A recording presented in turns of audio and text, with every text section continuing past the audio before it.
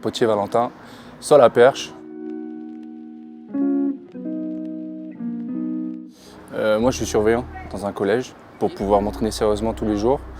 Comme ça je peux aller courir avant le travail et après le travail donc c'est l'entraînement et dodo en fait. Puis à côté de ça je suis athlète, je m'entraîne tous les jours pour atteindre mon objectif. Donc c'est tout faire pour partir à Los Angeles pour les JO de 2028. Parce qu'il y a mon coach. C'est essentiellement parce qu'il y a mon coach. J'ai préféré le coach à l'infrastructure pour pouvoir avoir un œil extérieur plus important et plus fiable plutôt qu'au matériel. Ouais, je suis aussi en lien rapproché avec mon coach. On a un bon lien, ça fonctionne bien, c'est très humain, on s'entend bien. Puis on se confronte, on débat. Je le pousse à changer, il me pousse à changer. Donc j'ai préféré cette relation-là plutôt que d'avoir un bon matos comme à Clermont par exemple. C'est quoi son nom à ton coach? Michel Lambix. Parce que mon père m'a mis à l'athlétisme, vu que j'avais pas réussi en vélo ni en natation. Je m'ennuyais de trop, puis j'avais froid dans l'eau. Donc il m'a mis à l'athlétisme et il n'y a que la perche qui me faisait kiffer. J'aimais pas lancer, j'aimais pas courir. Donc en fait il restait plus que les sauts et je m'amusais plus dans le sable avec la perche que faire hauteur en fait. Donc j'ai choisi la perche et je sais pas, au bout de quelques mois, j'ai vraiment kiffé ça. J'ai voulu m'y entraîner. Mon père m'a d'abord coaché. Et après, je suis parti à Mont-de-Marsan. Et là, dans cette même année, j'ai fait une promesse à mon grand-père. C'est ce qui m'a lancé en fait. Ouais, ben, c'est le lien qui me fait tenir sur la motivation et sur la discipline. Tous les jours être OK, toujours être au taquet pour pouvoir s'entraîner comme il faut.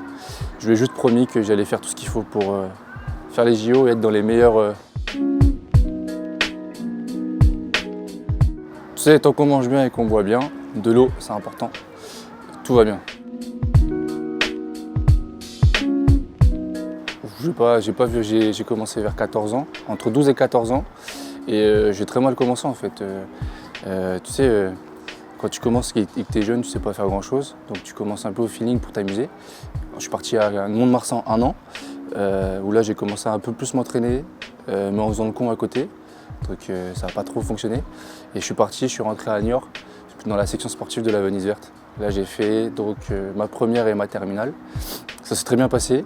Et là je me suis vraiment mis à m'entraîner tous les jours, justement avec Michel, qui était à la section sportive à ce moment-là.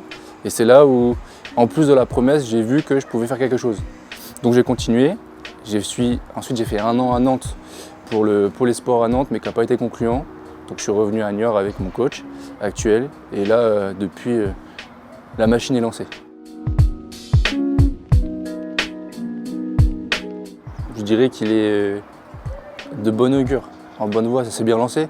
J'ai fait pas mal de podiums dans mes catégories d'âge sur les championnats de France. J'ai eu la chance de faire une sélection, de participer à quelques gros meetings internationaux, en tout cas à mon niveau. Donc on va dire que ça me lance plutôt bien par rapport à d'autres concurrents entre guillemets, ou certains autres. C'est en rapport aux saisons. Entre les saisons, c'est des entraînements beaucoup plus chargés avec des semaines un peu plus importantes pour gagner en vitesse, en force et pouvoir aussi accuser de la fatigue et pas que ça nous dérange sur les moments de compétition. Donc en saison, quand c'est les moments des grosses compètes, justement la charge d'entraînement est réduite pour être en forme et normalement tout ce qu'on aura travaillé dans les hors-saisons va nous servir pour la saison. Ouais, donc un meeting à Nantes, un meeting international si je te dis pas de bêtises. C'est là où j'ai fait mon record, 5,52. On n'était pas beaucoup, mais c'était très bien. Et puis 5,52, je ne m'y attendais pas du tout, j'y suis allé au feeling. Et au final, ça s'est plutôt bien passé, donc 52 au premier essai. Sachant que j'avais fait un pass à la barre d'avant pour tout garder en stock sur mon record. Ensuite, il y en a une autre aux Open à Bondoufle, je crois. Ouais, c'est ça. Là, parfait. Là, pareil, donc c'est une compétition incroyable. Je ne m'attendais pas du tout à faire 5,47 m, donc c'est ce qui m'a donné la médaille sur ce championnat de France Open. Donc en gros, Open, c'est juste en dessous des élites, tu vois. Il y a les élites, les Open, et après, c'est les catégories d'âge, mais ça reste un championnat de France. J'ai fait 5,47 au premier essai, pareil. Là, on était beaucoup, très bonne compète avec les copains. Ça se passe bien, je passe mes barres quasiment tout au premier essai. Et je décide de faire un pass pour garder ce qui me reste en énergie pour des barres un peu plus importantes et taper mon record. Voilà, je ne voulais pas jouer mon record pour 1 centimètre, ça ne m'intéressait pas. Donc j'ai préféré jouer pour un peu plus. Et 5,47 du premier essai. Donc la médaille. Une autre compète au niveau feeling qui a été incroyable, c'est l'été dernier, sur mes derniers championnats de France Espoir. Parce que saison très difficile pour des raisons personnelles. Ce qui fait qu'on a tout misé sur la dernière compétition, donc les championnats de France Espoir.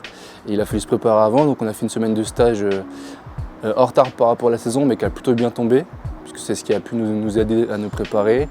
J'ai fini de me régler sur d'autres compètes en amont, et j'ai pu lâcher la machine sur ces championnats de France. Et c'était incroyable. Les conditions qu'on avait rêvées et attendues toute la saison, beau soleil, petite brise dans le dos, il faisait chaud, donc tout était réuni. Il n'y avait plus qu'à faire ce qu'il faut, travailler. Le plus dur, ça reste la météo, puisque c'est entre guillemets, c'est instable, on ne peut pas le contrôler. Le stress, on peut le gérer. La motivation aussi. Comment on a envie d'attaquer, on peut aussi le gérer. Mais c'est la météo qui est difficile. Surtout quand on se prend quand les conditions changent dans le concours en fait. Ouais, déjà un petit peu dans l'euphorie pour ma première sélection en équipe de France. On arrive là-bas, donc on a été plutôt bien accueillis. On a visité le stade, on a vu un petit peu nos points de repérage et on s'est juste préparé, reposé pour la compétition.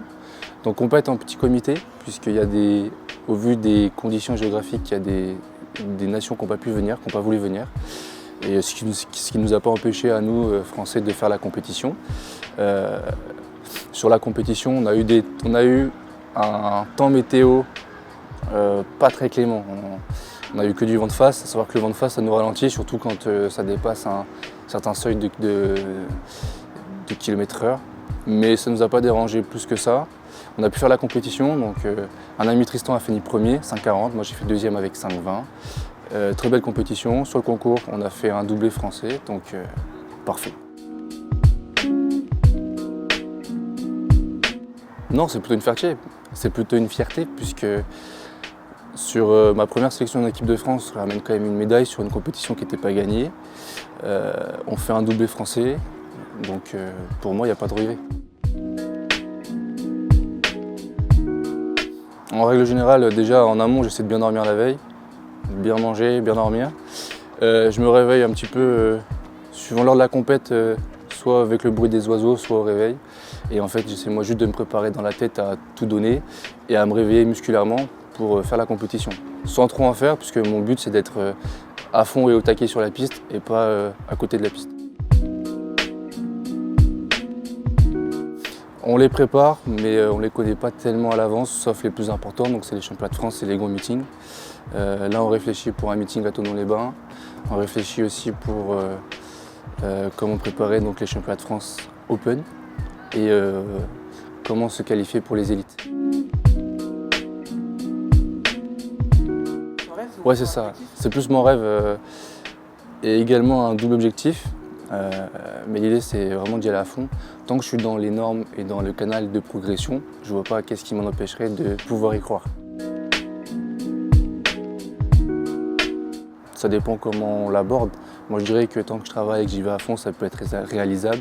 Tant que je suis dans le canal de progression, donc c'est par année. Et faut y croire. Déjà, c'était une très bonne surprise de savoir que j'allais être peut-être candidat pour porter la flamme. C'est le maire de la ville qui a lancé des candidatures. Mon club a répondu présent. Donc en me demandant en amont, j'ai donné mon accord pour pouvoir être candidat. Donc j'ai donné une lettre de motivation. On a transmis ensuite mon dossier avec mes motivations et pourquoi j'aimerais bien représenter la flamme. Suite à ça, le maire a dû trancher, donc entre plusieurs athlètes j'imagine et plusieurs personnalités.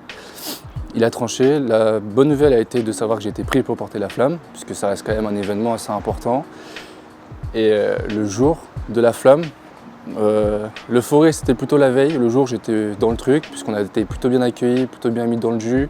On nous a expliqué comment allait se dérouler la journée, comment il fallait entre guillemets présenter la flamme, qu'est-ce qu'il fallait faire. Rien n'était compliqué, il fallait juste faire attention à ne pas faire de bêtises. Très souriant, très très cordial avec les gens. Enfin, fallait un petit peu montrer les valeurs du sport et puis être bienveillant, joyeux. Tout le monde a joué le jeu, tout le monde a été au top, que ce soit nous porteurs de flammes ou les publics, même les organisateurs. Vraiment, on a été aux petits soins, aux petits oignons. Et porter la flamme, avoir son petit moment à soi, c'était incroyable. C'était un événement assez important, puisque sur 200 mètres, on se dit qu'on porte la flamme pour un événement assez important, ça reste les Jeux Olympiques. Tu te dis que dans 4 ans, peut-être que tu y seras, Voilà, ça. on peut se dire ça.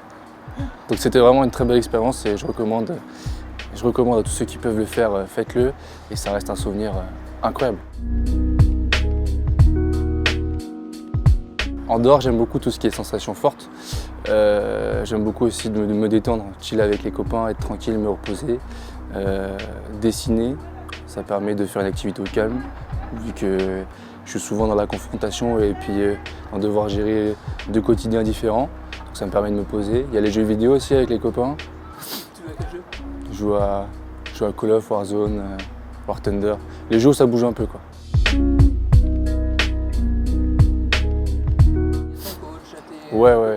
Ouais, petite dédicace à mon coach, puisque si lui n'était pas là, je pense pas que j'aurais pu atteindre le niveau que j'ai actuellement, même si on vise plus. Il y a contribué, donc je le remercie. Je remercie mes parents qui m'aident, malgré nos différends, mes copains qui sont là pour me soutenir, et puis toutes les personnes qui m'encouragent au quotidien. Pour réussir dans le sport, moi je dirais que c'est d'abord dans la tête, dans vos têtes. Bien manger, bien dormir, c'est très important pour pouvoir être à fond aux entraînements. Et tant que tu y crois et que tu es motivé, n'écoute personne.